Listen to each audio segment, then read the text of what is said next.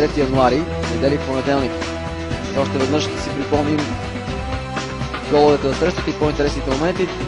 Първи удар беше на Пабло Освалдо, след това зада ножица или нещо подобно на Серхио Бускетс.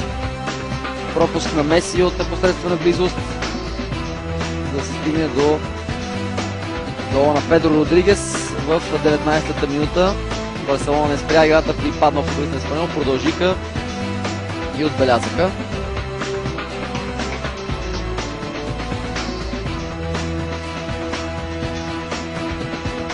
Ето тук останаха съмнения за засада, че ето при това докосване Шави е бил зад гърба на всички защитите. Голът беше признат в 30-та минута, 2-0 за Барселона.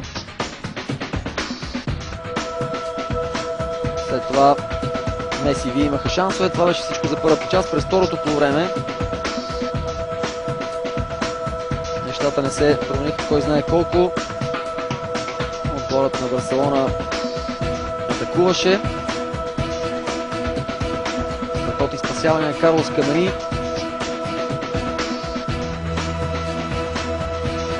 Ето тук в 60-та минута при добавка Педро отбеляза второто си попадение след много мощен удар на Меси, който разтегна максимално вратаря Камени.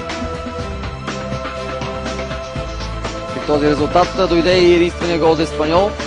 Пабло Освалдо надбяга Пуйол и с удар в обратния ъгъл отбеляза вратата на Виктор Валдес.